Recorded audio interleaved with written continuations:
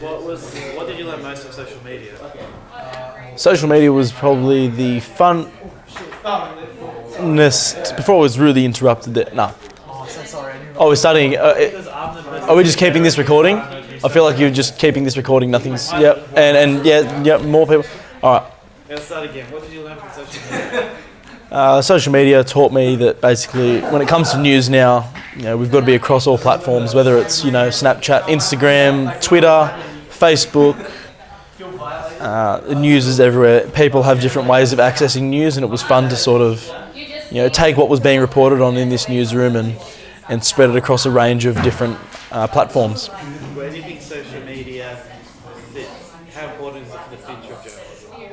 Oh, it's hugely important. The youth these days, as we spend more time on our computers, not necessarily watching TV or listening to the radio. Any chance for news organisations to get news to people, whether it be on different social media platforms or whatever, is greatly important. If you did it, next time you do social media, what would you do differently? I probably wouldn't change too much. I enjoyed, being on Snapchat, Instagram, scheduling posts on Facebook, and then I'm doing promos as well. I think my promo probably could have been a little bit better. Move on to radio. What did you learn from your first week doing radio? Well, radio. Never upload to YouTube if it's messy. That's not. No, I made sure.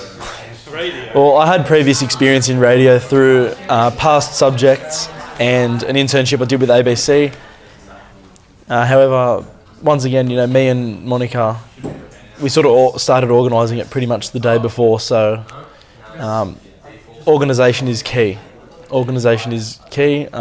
We didn't have that chemistry on air, which made it a lot harder as well, as we're trying to understand each other, same sense of humour, and yeah.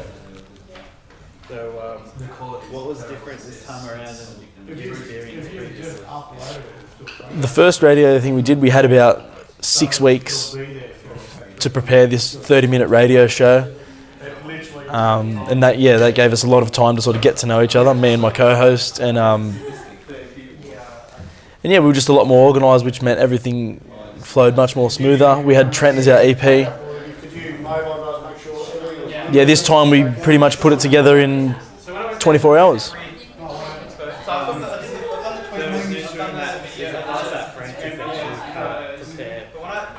It was just poor organisation. We just sort of got to that stage and we were like, oh, wait, we've got to do a 30-minute radio show.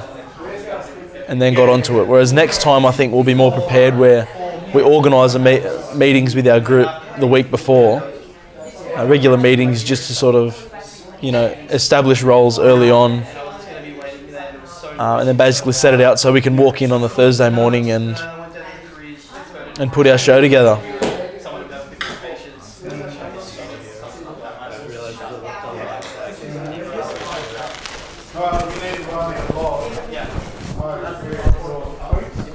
Oh, it is too. I wanted to see what it was like with the in-house help. How would you describing a topic editor? Topic editor was pretty fun. I was more of a position of power almost, in the sense that I was. Use your news point. Yeah. Alright, not the fact that it happened. I'll start again. How did you describe being a topic editor?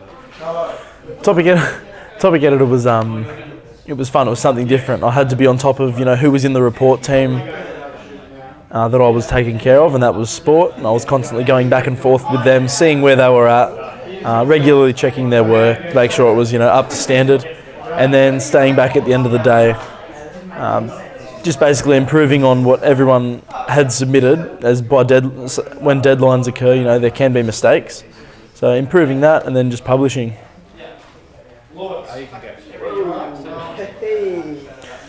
Cheers, Wilso. Yeah. Okay, go hard. Take care, boys. How would you do topic editing differently? I probably wouldn't change much. I thought it was a relatively simple role in terms of, just constantly being on top of the team that I was in charge of, and and yeah, editing stories and publishing them to the website. Okay, so Peter, what did you think about doing social media and promo this week? Social media was exciting. It was, firstly setting up the promos was pretty fun. We sort of got to take the cameras around, just see what each and every person was doing, put it together. I suppose I got the creative juices flowing. And then got it done about 12:30, and then it was good for the next 2.5 hours to sort of have it a bit easier. You know, everyone's stressing out trying to hit deadline, and I'm there taking Snapchat and Instagram photos. So, do you think social media and promos is an important aspect of the newsroom? Absolutely, because at least those who aren't here in the newsroom, so people not in our class today, you know, were able to hop onto Snapchat, see what was going on today, keep up to date on Instagram as well, and then Kale, who had Facebook and Twitter, keeping people updated with what was being reported on today. So I absolutely think it's handy. So what did you learn the most about today? Just that we can reach our audiences through the number of ways with which we can reach our audiences. And it doesn't have to be, it can be something as simple as a photo of the newsroom going on the Snapchat story. Okay. Do you have any final comments? No, you cut me off. Oh, okay, you go. That's it. I have nothing else to say to you.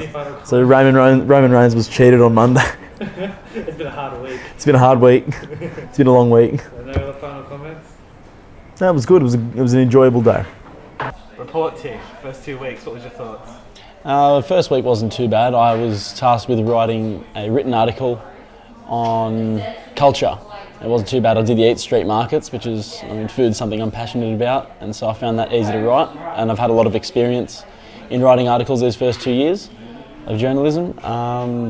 Today I had to do video on lifestyle. Again, I did it on a food topic, Meat Free Week, but it was my first real video actually going out, videoing someone, getting them in the right position, getting good audio and putting a face-to-face interview. What was your biggest challenge going from writing to video? Probably just sourcing talent and actually getting the video and the audio. Like, it's one thing to ring someone up, record the conversation, then go back to it, or ring someone up and just grab a few quotes off them. But it's another actually going and videoing them face to face. So what do you think you learnt the most about the first 2 weeks in report team? I don't know, it's very, you've got to be working fast and on the ball, and there's no time to sort of slacken off or take any breaks. And at the end of the day in journalism, we've got deadlines to work to, and if we can't meet those deadlines, which I know I didn't reach my deadline today, as most others did. It's a learning curve. Yeah, did you cry? I'll probably cry myself to sleep tonight. Thanks.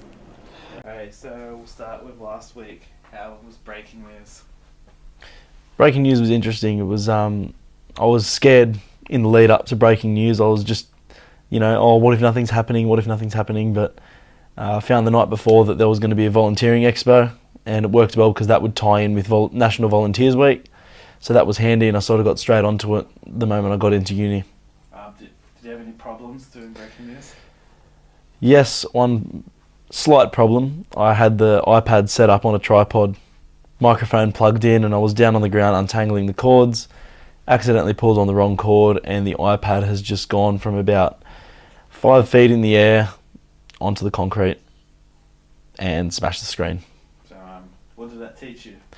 Taught me to unplug the microphone, untangle everything, and then do microphone last, and have the tripod set out much wider. Besides equipment issues, what did you learn about breaking news? You've just got to basically be on the ball, be aware of what's happening around you. There's always going to be something happening, some more hard-hitting than others. But I felt, it's something happening at uni. It was a nationwide, tied in with a nationwide event. So I think it worked well. How important is learning and doing breaking news in today's journalism? It was vital because the way journalism's going, especially with like social media and that, you know, news is, as soon as it breaks, you know, people can access it. And now with Twitter and Snapchat and that, everyone's a journalist almost. So it's not up to journalists to break the news anymore. With breaking news, do you think social media is more important than with traditional news? Absolutely, because social media, you can do it from there at the scene. You know, 10 eyewitness news at 5 o'clock can't break all the news. So I think social media is very important. Thanks. We already did radio, I realised. Oh, did we? I think we did the first time. Yeah. Unless, I hope I didn't to do one of those times like, oh, you're doing it a second time, we'll do it then. I don't think that's really. I'll go through them. So ECM, the boss man for your last week, what was your thoughts? I was the big boss. I was given the power. It was a new experience. I was like top dog in a way, where radio basically had to answer to me. I went in there, looked at their shows, suggested changes, came back, spoke with Sean, who is obviously head honcho around here, after Trent Thomas. Yeah, and then it's a matter of, you know, relaying that information back to radio, and whilst they may not agree with your decisions, you know, it's probably what's best for the show. So there were times where I said, you know, go forth and follow through with this story, when they may have just wanted to stay as they were. So, but it was for, you know, everyone's benefit at the end of the day. And I think that was, I guess that's a real sort of positive that comes with it, is that, you know, you've got that that power there, but you're also working to, you know, you're in a position where you can make, you know, drastic improvements to a show. Did your previous experience doing radio help? Oh, hugely, huge. It was good because I was able to go in there, see how their shows were set out. You know, there were times where maybe one important subject was further down in the show when it should have been, you know, straight up when the show kicks off. So I was able to, yeah, I guess make a couple of informed suggestions that they could take on board and, yeah, help the show run smoothly. What did you take away most from, you can sum it up in like one word, what skills did you learn most from the BBC?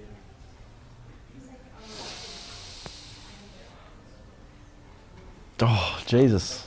One word. Say authority. Do you think it's important to learn how to handle authority? Absolutely, because you're working with, you know, these people, you're like your workmates, and at the end of the day, you know, you're a team working together to produce a product, and that is the radio show.